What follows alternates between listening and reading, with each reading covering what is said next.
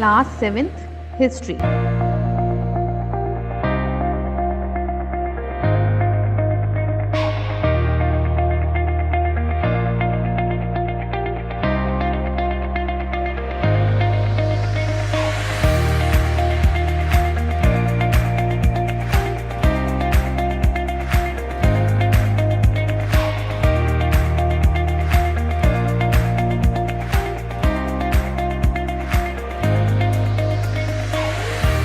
Chapter number 11, Political Formations in the 18th Century. Hello everyone and welcome to your social science class. This video is the continuation of chapter number 11, Political Formations in the 18th Century. So let's start. In this video, we'll be learning about that how the decline of the Mughal Empire gave rise to the regional kingdoms. The three largest provinces of Awadh, Bengal and Hyderabad. So now we will study about Awadh.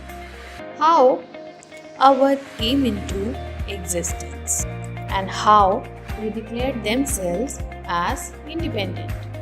In Awadh, Muhammad Shah he appointed Saadat Khan in the year 1722 as the governor of Awadh. This Awadh kingdom was having a complete control over the Ganga plains. There were certain zamindars and they were not paying the taxes on time. So, Saadat Khan, what he did was that he removed the Jagirdars appointed at the time of Mughals. And he himself held the combined office of Subedar, Faujdar and Diwan. Subedar was the political head, Faujdar was the military head and Diwan was the head of revenue. Then in the year 1739, Saadat Khan was succeeded by Safdar Ganj. Next province was Bengal. In Bengal, Murshid Quli Khan he was the governor of Bengal. It was the time when the Mughal Empire was coming to a decline. And this person, Murshid Quli Khan, he took the power in his hand in Bengal. He had a very excellent administrative control and he made Murshidabad his capital. He was succeeded by Shujauddin, who ruled till the year 1739. And then there was Alivardi Khan and after him was Sirajud-Dowla, who became the rulers of Bengal. These rulers of Bengal, they encouraged agriculture, trade, and this made Bengal the most prosperous region in the 18th century. And this was the only reason that attracted the British to India, especially in Bengal.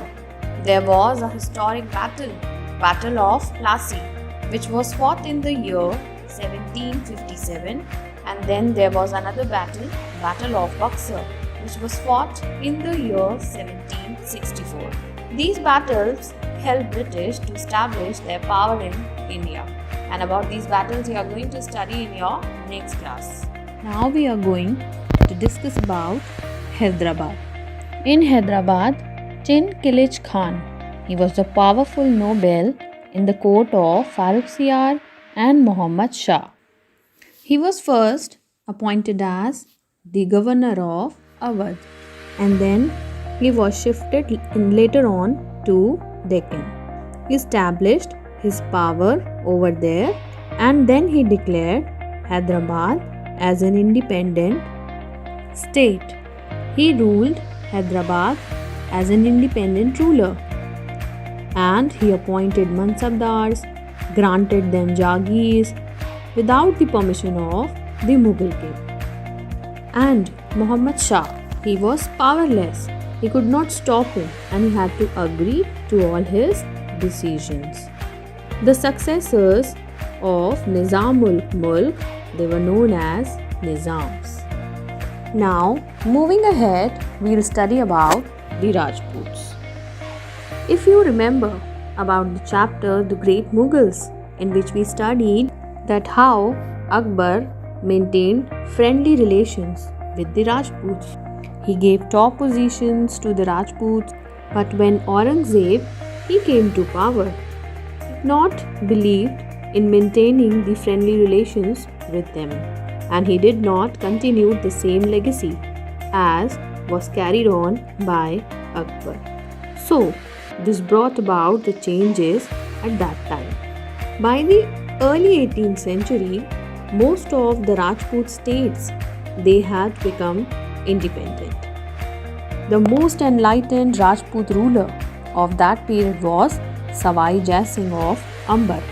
He was quite a learned man. He encouraged the teaching and the learning of science. He founded the city of Jaipur and made it his capital. He was also interested in astronomy and he built many observatories.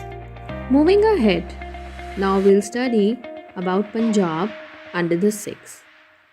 The Sikh became the strong political and the military force under the leadership of Guru Gobind Singh, who was the 10th Sikh Guru. He organized the Sikhs into a military group that was called Khalsa, which means pure. He even motivated and inspired his soldiers to fight the Mughals, and in order to motivate them, he used a slogan that was Vaheguru Ji Ka Khalsa, Vaheguru Ji Ki Fateh. The slogan means that Khalsa belongs to God, means anything that is pure belongs to God, and all the victories of the Khalsa are the victories of God.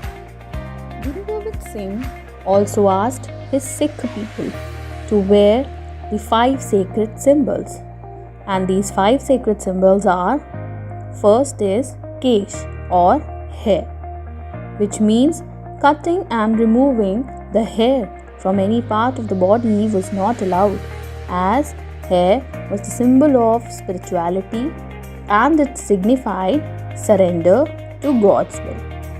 Second symbol was kangha or comb.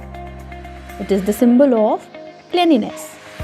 Just as we comb our hair and we take out the broken strands of hair, in the same way, he said that we should comb out the bad thoughts from our mind.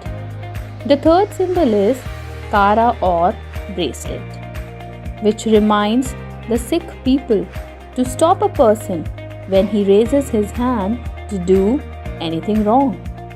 The next symbol is kacha or underwear, which symbolizes high moral character. And the last symbol is kripan or dagger, which was used to defend the helpless people and to uphold the value of truth. After Guru Gobind Singh, the Sikhs they were led by Banda Bahadur, who was the military commander of the Khalsa group. He continued the struggle against the Mughals. In the second half of the 18th century, the Sikh formed 12 political groups called missals. Each missal looked after a specific area and had a leader. Towards the end of the 18th century, Maharaja Ranjit Singh, the leader of one of the missal, united all the missals. He established a powerful kingdom in Punjab. Moving ahead, we'll now study about Mysore. In the second half of the 18th century, Hyder Ali and his son Tipu Sultan made lot of efforts to make Mysore a very powerful. Hyder Ali, he ruled from 1761 to 1782, and Tipu Sultan ruled from 1782 to 1799. Tipu Sultan was known as the Tiger of Mysore. Both Hyder Ali and Tipu Sultan brought about a lot of changes in the army. Basically, they made the army modernized, and they also introduced new and the efficient weapons. With the help of the French, Hyder Ali established a modern arsenal in order to maintain the weapons. Tipu Sultan also made lot of efforts to build a modern navy. Both father and son fought against the English. Hyder Ali, he defeated them in the First Anglo-Mysore War, which was fought in the year 1769. Tipu Sultan, he died fighting the English during the Fourth Anglo-Mysore War that was fought in the year 1799. So we see that in the First Anglo-Mysore War, Hyder Ali defeated the British, and in the Fourth Mysore War, it was Tipu Sultan who died fighting the British. So with this, we come to an end of our second video. Hope you all have understood. Thank you.